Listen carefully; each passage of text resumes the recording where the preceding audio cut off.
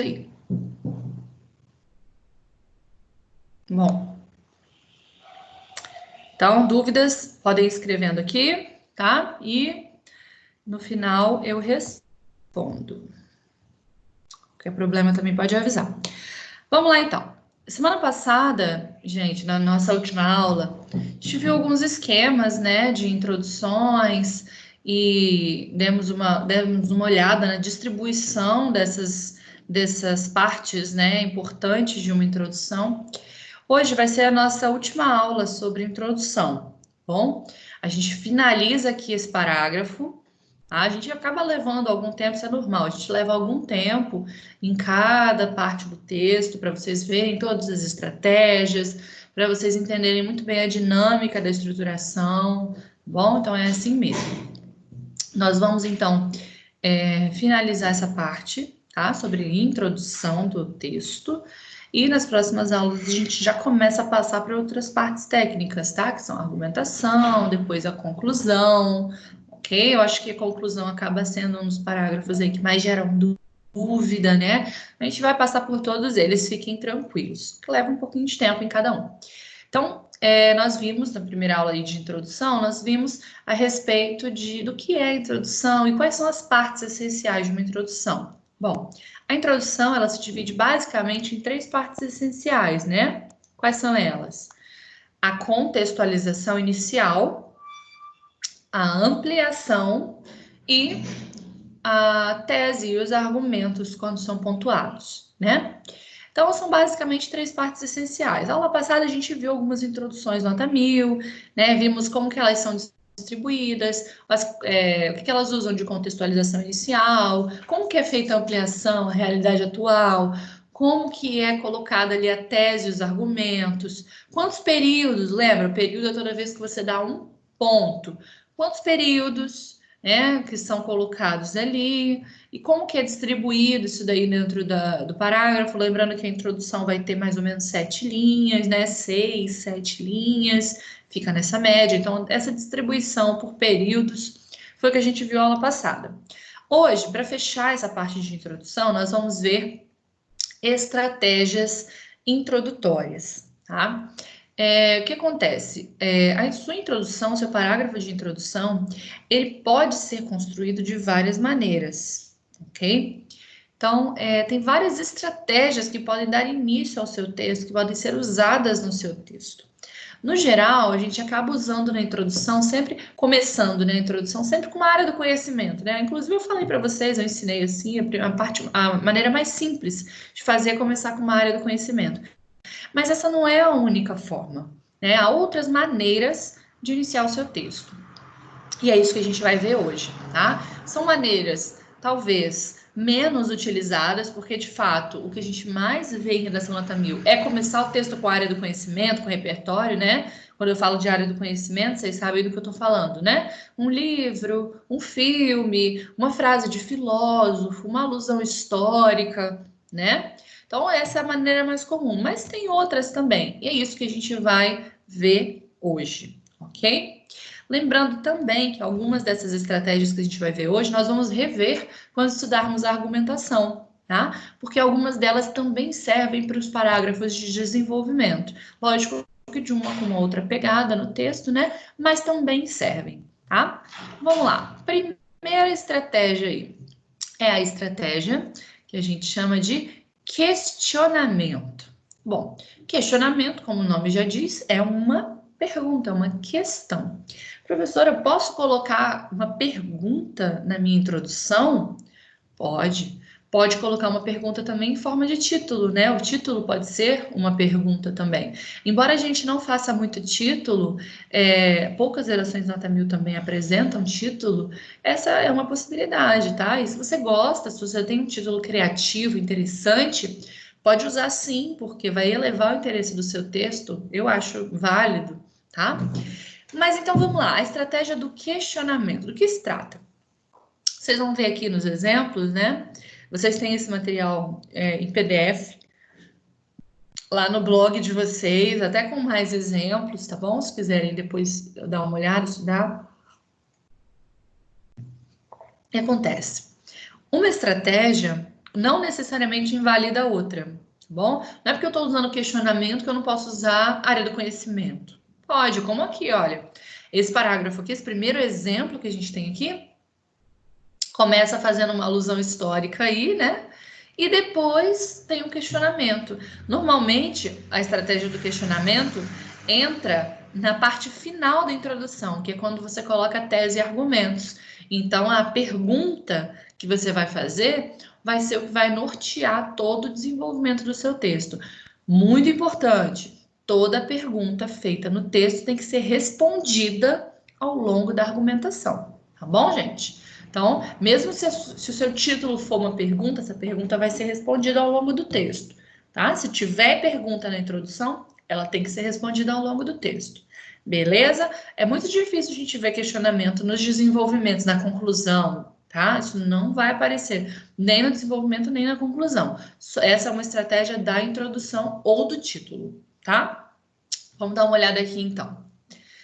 A primeira década do século XXI aponta para uma questão tão histórica quanto atual em solo brasileiro, a necessidade de se combater a fome. Não é nem tanto uma alusão histórica aqui, né? Só situando mesmo na contemporaneidade. São milhares de brasileiros que não têm garantia de alimentação diária e que ajudam a aumentar a linha da miséria extrema no país. Aí entra o questionamento. Diante dessa realidade, surge o questionamento: quais medidas devem de fato alterar essa lamentável situação? Essa tese aí, ela aponta justamente para medidas. Ela vai começar a ser respondida nos desenvolvimentos, mas ela vai ser plenamente respondida na conclusão, né? Quando a gente faz a proposta de intervenção. Então, é uma pergunta que vai conectar o texto inteiro ali, né? Fica bem interessante. E aí, o que eu vou fazer nos desenvolvimentos, então? Nesse caso específico, uma das possibilidades é no desenvolvimento 1 e no desenvolvimento 2, falar de agentes que deveriam atuar e não atuam no combate à fome. Por exemplo, um governo omisso, por exemplo, uma sociedade individualista. E aí você poderia falar dessas questões nos desenvolvimentos e na conclusão você propor medidas. Tá vendo? Tá tudo interligado. Então, uma estratégia. Embaixo. É comum observar comerciais direcionados ao público infantil. Com a existência de personagens famosos, músicas para crianças e parques temáticos, a indústria de produtos destinados a essa faixa etária cresce de forma nunca vista antes.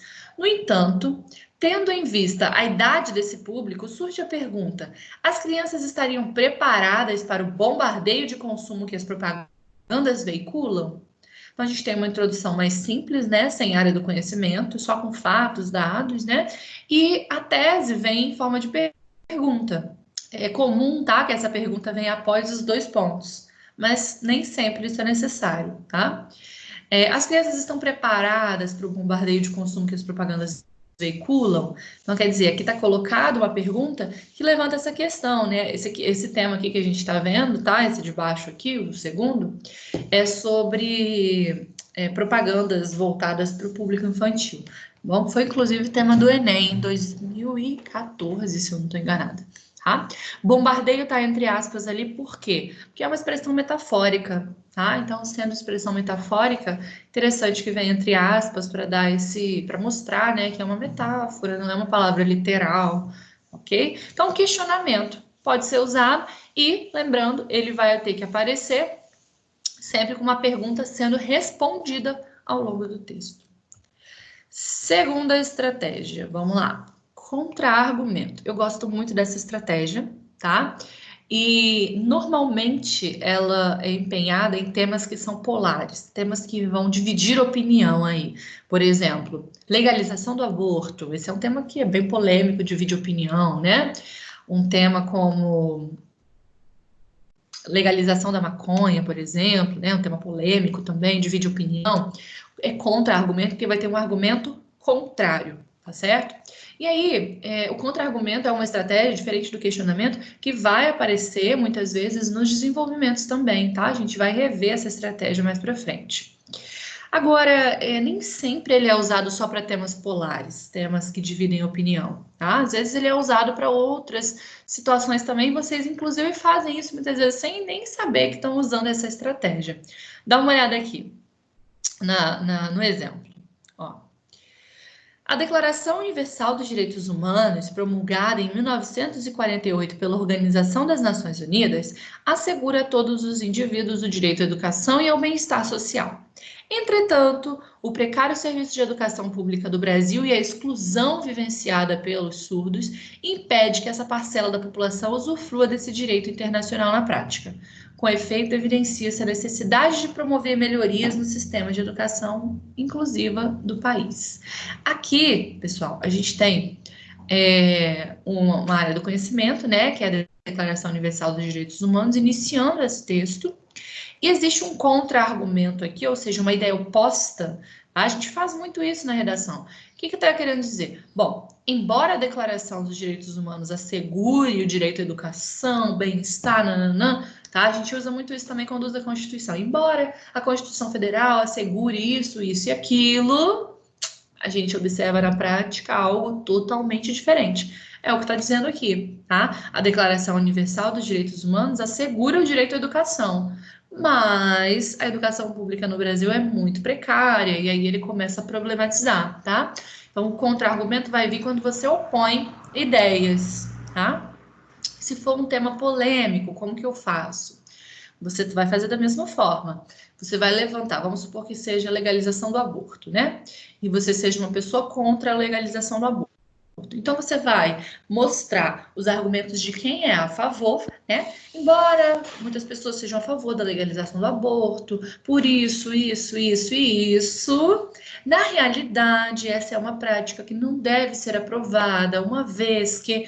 Então, você relativiza a opinião que você não concorda e você coloca em destaque a sua opinião, porque aí o leitor vai ver aquilo e ele vai pensar, poxa, tá, tem essa opinião aqui, mas a opinião desse autor aqui é bem melhor do que a anterior. Então, você tem que fazer com que a sua opinião seja mais destacada, seja mais convincente, tá? Só tome cuidado para realmente ser convincente, porque às vezes o aluno usa o contra-argumento e acaba, né, ficando meio em cima do muro. Então, toma cuidado com isso. Você precisa se posicionar. Clareza sempre tem que estar presente na sua produção textual, tá bom?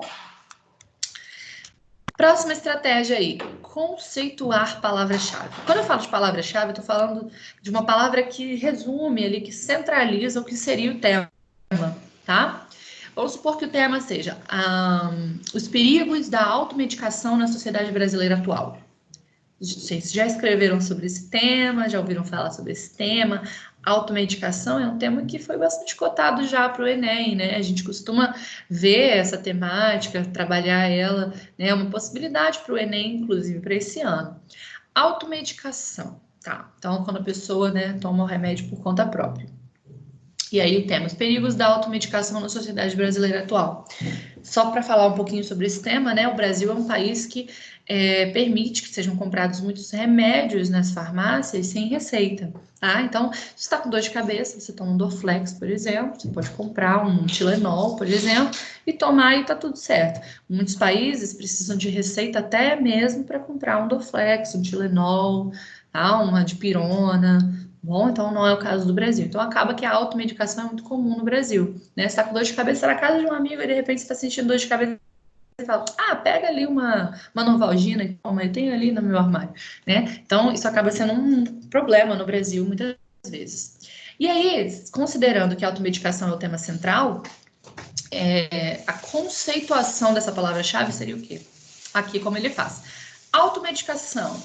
Uso de medicamentos por conta própria ou por indicação de pessoas não habilitadas para tratamento de doenças. Essa prática é muito comum, adotada, aí depois vem a problematização, a tese, os argumentos. O início do texto vem com um conceito, como se fosse um dicionário, sabe? Claro que você não vai botar segundo dicionário Aurélio, porque você não tem um dicionário na sua cabeça para lembrar as palavras certinhas, né? Mas você sabe o que aquela palavra significa. Então, você pode usar essa estratégia da conceituação da palavra-chave, tá? Ou, se você não quiser botar os dois pontos como aqui, né? A prática da automedicação refere-se ao uso de medicamentos por conta própria ou por indicação de pessoas não habilitadas para tratamento de doenças. Então, usando o verbo, né? Refere-se, significa, quer dizer, tá? São possibilidades aí. E aí você tem a a estratégia da conceituação. Ali embaixo, ó, vamos supor que o tema seja violência contra a mulher na sociedade brasileira atual. Então, conceitua violência. Violência é toda ação marginalizada que atinge de forma verbal ou física o outro. Sob essa lógica, e da sequência ao texto. Então, a gente tem aqui essa colocação, né?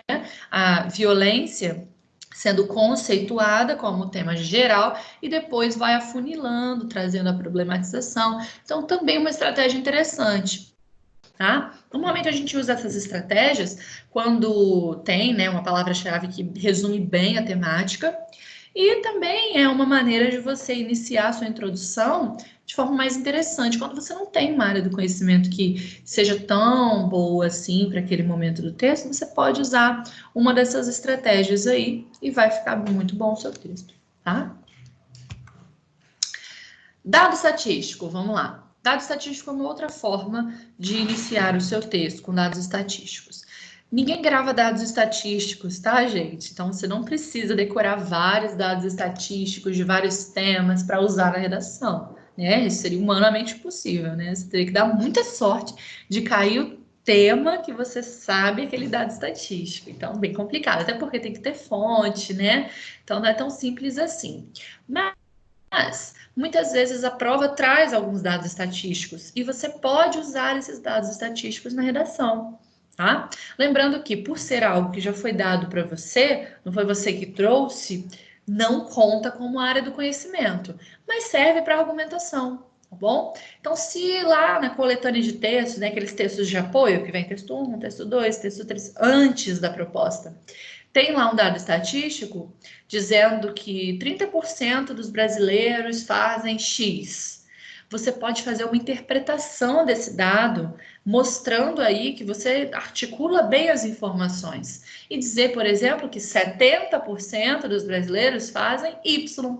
Você deu uma leitura para esses dados, né? Você inverteu. Então, você deu uma cara diferente segundo o Datafolha. Sempre tem que ter fonte, tá, pessoal? E muito importante, não invente dados. Tá? Eu sei que tem muito aluno que faz isso. Se você for pego, vai te dar um problemão, tá? Não é todo corretor que vai checar se os dados estão certos ou não, mas muitos fazem isso, tá? Então, não invente dados, não minta na sua redação. Bom, não invente fonte também, tá? Não faz isso não. Se você realmente não tiver um texto ali que você possa usar com segurança, não use, tá? Bom, aí aqui tem, né, um exemplo. Nos últimos 2 anos, segundo dados divulgados pela Organização das Nações Unidas, ONU, cerca de 63% das mulheres já foram vítimas de violência física ou verbal. Nesse contexto, então, iniciar o texto com um dado estatístico, mostrando como que esse problema acontece, né? Quais são as estatísticas que mostram a relevância desse problema? É uma estratégia interessante. E aí, só chamar atenção para o seguinte: quando a gente fala de fazer referência às siglas, essa é uma dúvida comum, tá? Então, anota essa dica aí. Quando você vai usar uma sigla no texto, bom, se você tem lá um nome, né? Instituto Brasileiro de Geografia e Estatística, mais conhecido como IBGE. Professor, é muito grande, eu tenho que escrever Instituto Brasileiro de Geografia e Estatística, não posso só botar IBGE? Bom, a regra é a seguinte, pessoal, que nem sempre é seguida, tá? Mas é uma regra, né, que eu recomendo que vocês sigam. Primeira menção, primeira vez que você vai falar de IBGE, tem que escrever tudo por extenso e depois colocar entre parênteses a sigla. Se precisar repetir depois, ao longo do texto, aí você pode repetir só a sigla, porque você já falou lá em cima o que significa aquela sigla, tá bom? Normalmente os alunos usam uma vez só, acabam não usando muitas vezes aquela sigla, né? Dependendo do tema. Precisa botar então a sigla? Posso só escrever por extenso? Pode, não precisa botar a sigla se você não pretende usar mais vezes no texto, tá? Nossa, professora, mas mesmo uma coisa tão grande igual a IBGE, sim, mesmo uma coisa tão grande como IBGE, tá? Essa é a regra, tá, pessoal? Muita gente acaba não obedecendo essa regra, às vezes os corretores deixam passar, mas é uma regra, tá certo?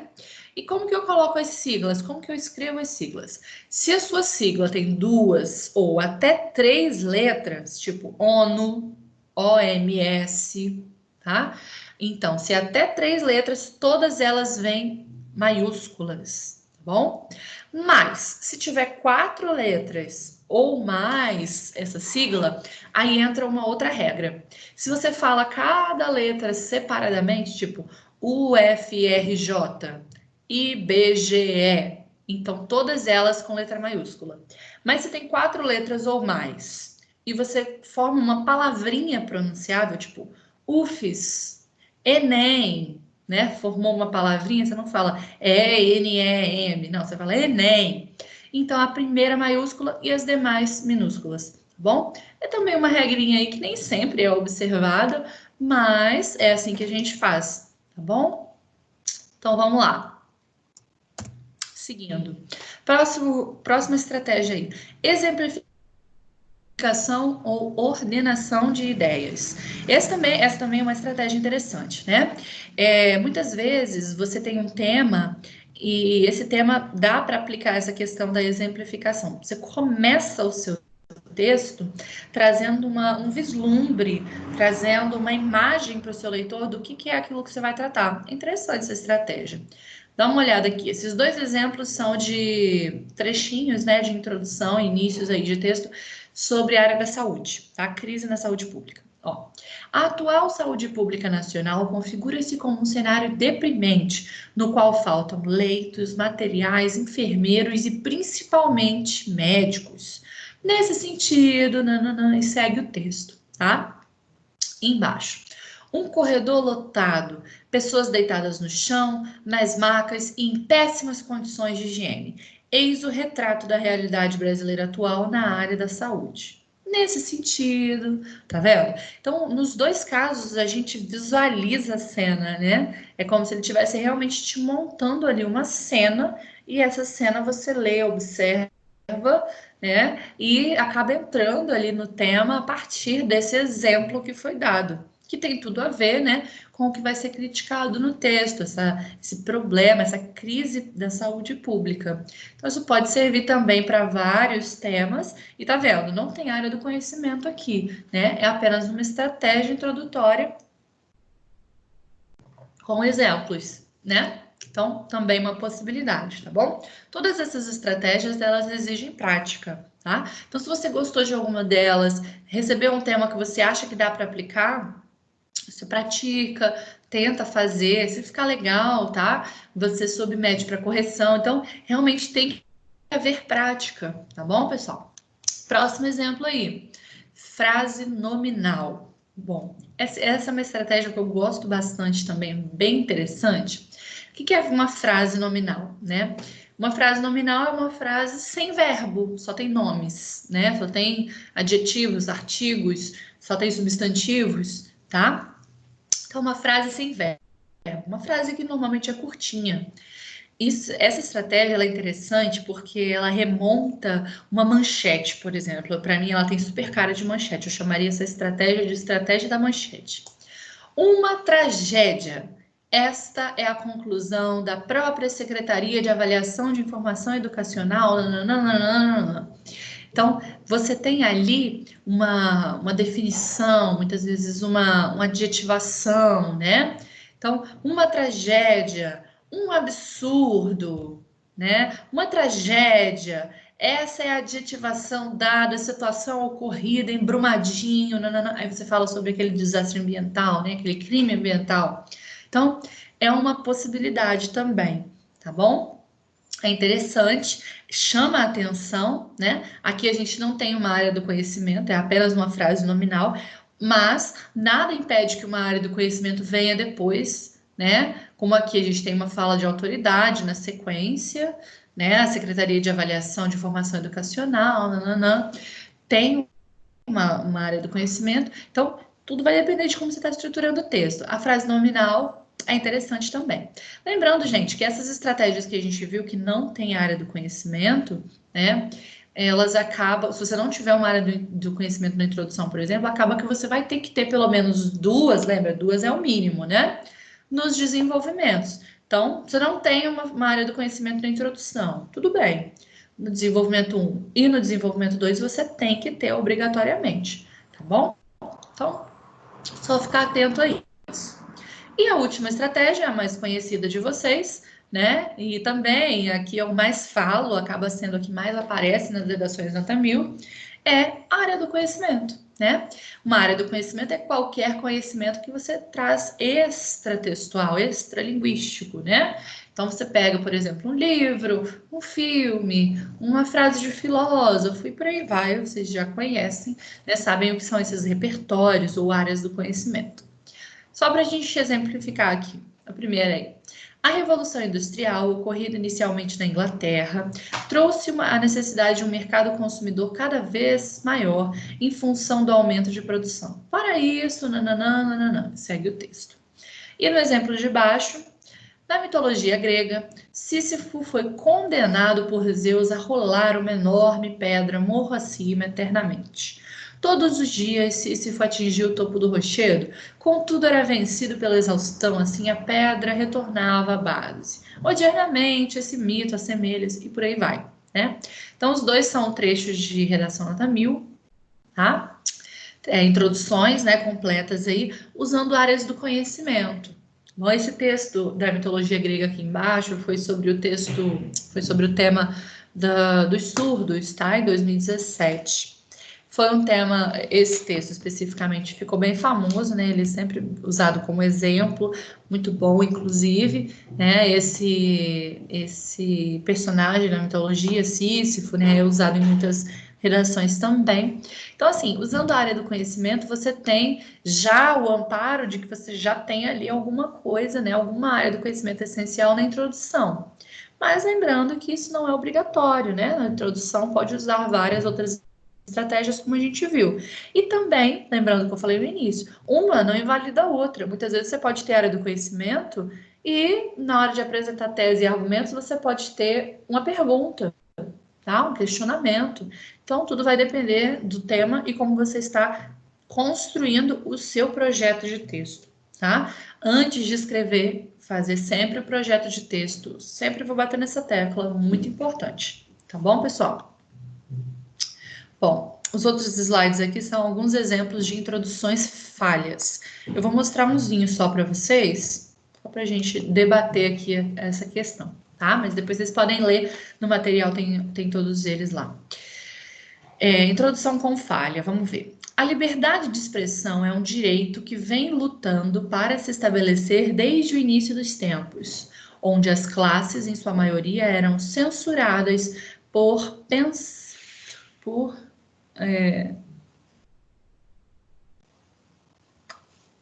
pesados impostos por certa classe. Tentando entender a letra aqui, misericórdia. Às vezes é difícil, tá, gente? Vocês estão vendo, né? Mas a liberdade de expressão só atingiu seu apogeu durante o período iluminista. Olha que loucura. Essa introdução começa com algo do tipo a liberdade de expressão é um direito que vem lutando para se estabelecer. Então, quer dizer, o direito está lutando, ele mesmo está lutando ali. Então, né, a liberdade de expressão não luta por nada. Nós lutamos por ela, né, para atingir essa liberdade. Então, já começa aí de forma bem confusa.